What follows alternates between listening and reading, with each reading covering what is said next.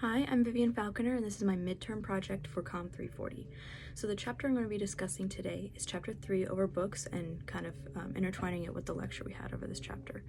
So my first of 3 main points that I thought were covered in this chapter is the first. Books are one of the first mediums of mass information to be circulated throughout pop culture.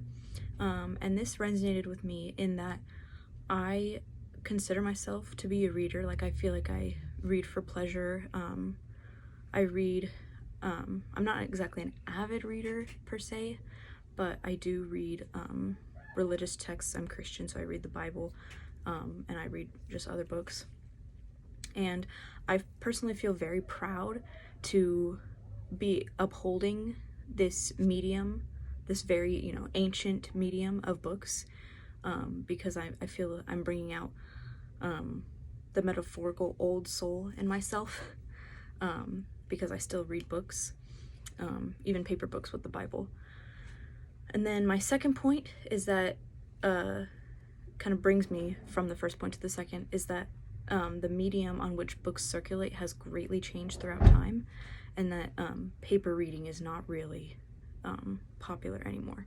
If you think newspapers, magazines, novels themselves, almost nothing is found on paper anymore. Everything is electronic, and bookstores will see this with their decreasing customer flow, and the economy of just bookstores in general has just gone down.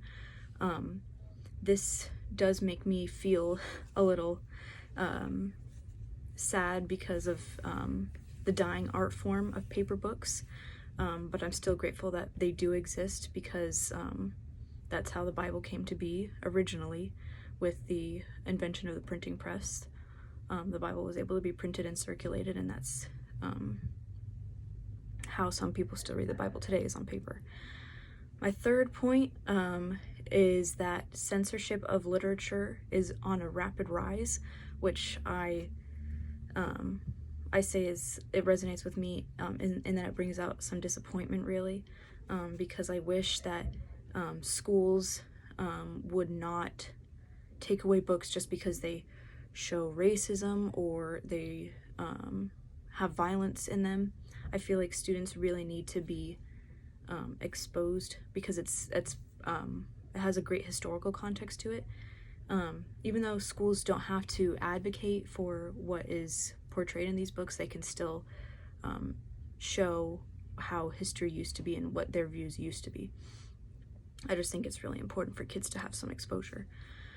And then how I think this chapter will be viewed in 50 years, I think that it'll be almost entirely history. Books will, because, like I said, books have already become digitized, and there's a great decrease in paper books.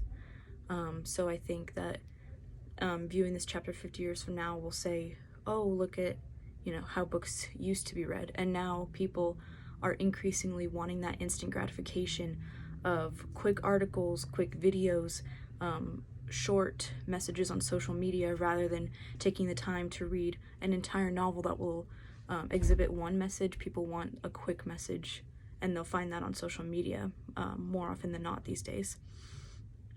And so that is my little presentation on chapter 3.